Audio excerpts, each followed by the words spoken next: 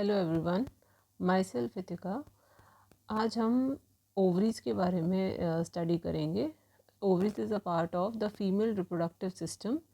Ovaries के बारे में हम देखेंगे उसका स्ट्रक्चर कैसा होता है, उसके अंदर कौन से डेवलपमेंट होते हैं। Hope you like it. Let's start.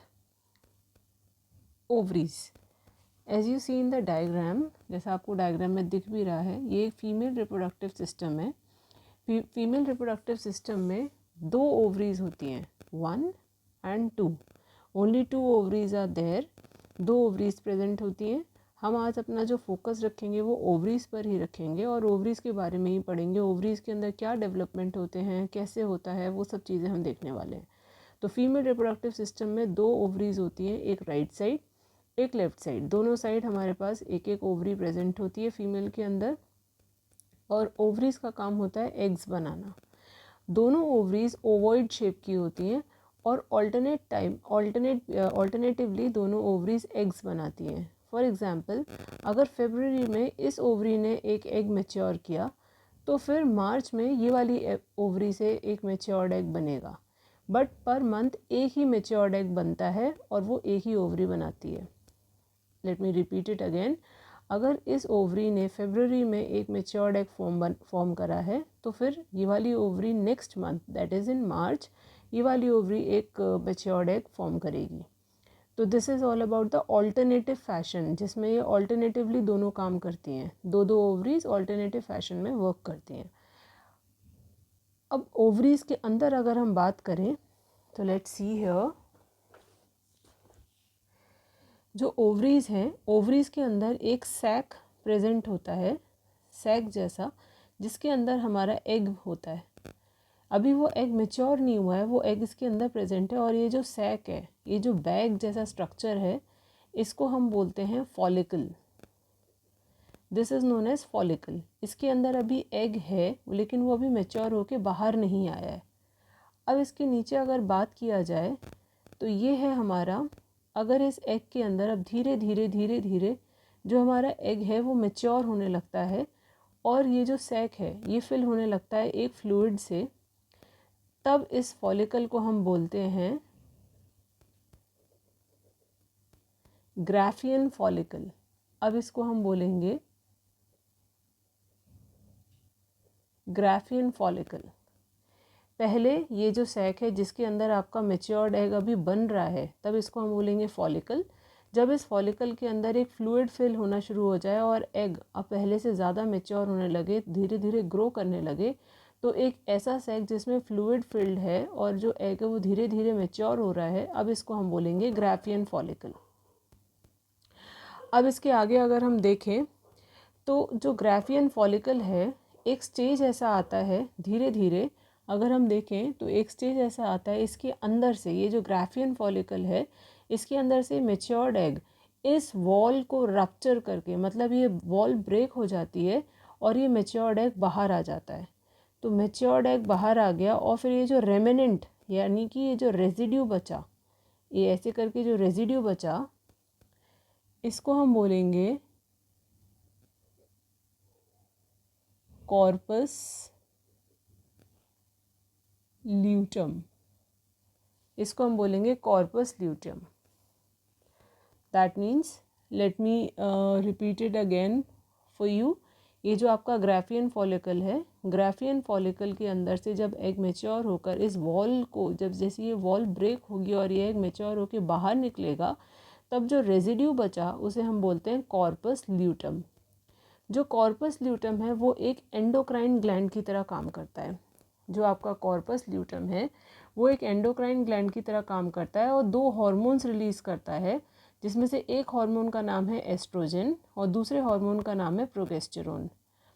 Corpus luteum will act as an endocrine gland and it will produce 2 hormones, one oestrogen and second one प्रोगेस्टेरोन।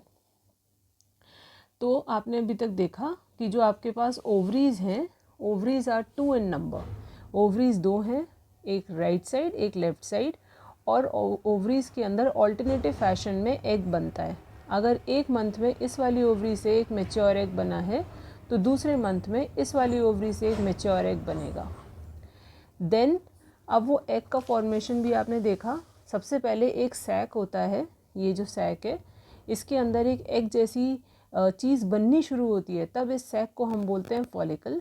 धीरे धीरे ये जो जिसने अभी फ्यूचर में एक एग का फॉर्म लेना है, एक मैच्योर एग बनना है, वो धीरे धीरे ग्रो करने लगता है और ये जो सैक है उसके अंदर एक फ्लूइड फिल हो जाता है, तब इस सैक को हम फॉलिकल ना बोल के ग्राफियन फॉलिकल बोलते हैं।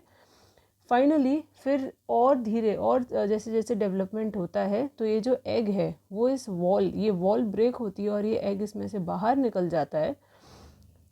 तो फिर जो बचता है, जो रेजिड्यू बचता है, उसको हम बोलते हैं कॉर्पस ल्यूटम।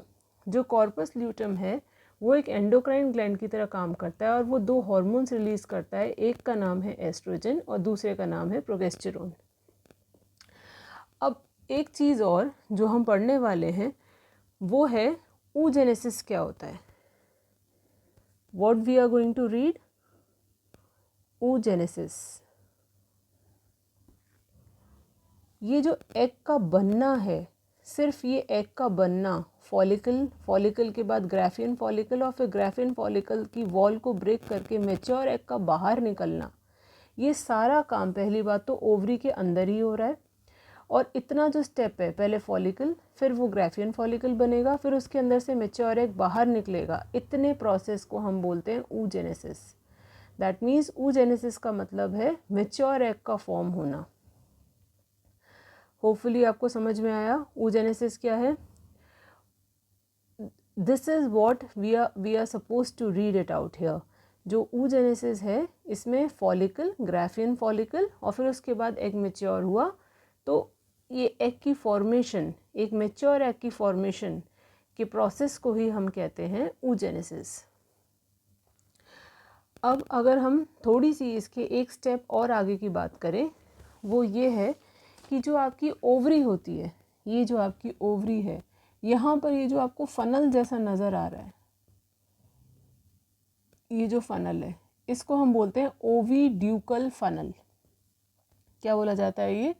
ओविड्यूकल फनल। मैं यहाँ पे लिख देती हूँ,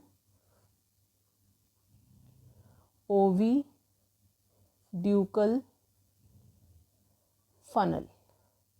इस ओविड्यूकल फनल के अंदर हेयर जैसा प्रोजेक्शन प्रेजेंट होता है जिसको हम बोलते हैं fimbriae. Fimbriae that is cilia. इस ओविड्यूकल फनल में, ये जो मैंने बनाया है, इस ओविड्यूकल फनल में हेयर जैसा स्ट्रक्चर प्रेजेंट होता है जिसे हम बोलते हैं फिम्ब्रे। जो ओवरी में, जैसे मैंने अभी आपको दिखाया था, जब ओवरी में एक मैच्योर एग बन गया, सपोज इस लेफ्ट ओवरी में एक मैच्योर एग बना, बनने के बाद ये जो एग का बनना है वो तो oogenesis कहलाएगा।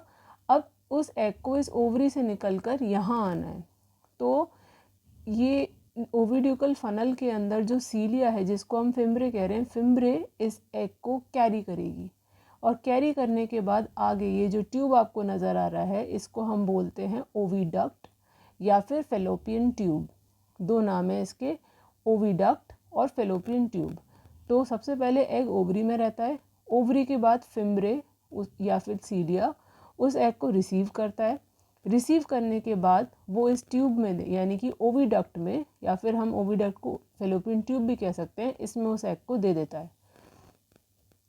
तो एग का ओवरी से निकलकर फेलोपियन ट्यूब में आना, मतलब एग का यहाँ से निकलकर यहाँ पर आना, कहलाता है ओव्यूलेशन। एग्ज़ाम में ओव्यूलेशन और oogenesis के बीच का डिफरेंस आता है। तो oogenesis का मतलब होता है ओवरी के ही अंदर एक मैच्योर एग का बनना, और वो मैच्योर एग इन प्रोसेस से होके गुजरता है, पहले फॉलिकल, फिर ग्राफियन फॉलिकल, उसके बाद एक मैच्योर एग। तो ये प्रोसेस तो कहलाता है oogenesis और ये प्रोसेस आपका ओवरी के अंदर ही हो रहा है। ओव्यूलेशन का मतलब होता है इस ओवरी के अंदर से एग का निकल कर ओविडक्ट में, यानी कि फेलोपियन ट्यूब में आ जाना, वो प्रोसेस कहलाता है ovulation.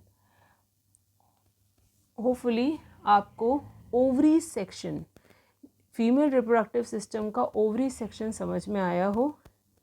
If you have any doubts or queries, you can write it down in the comment section. Rest, you just take care and bye bye.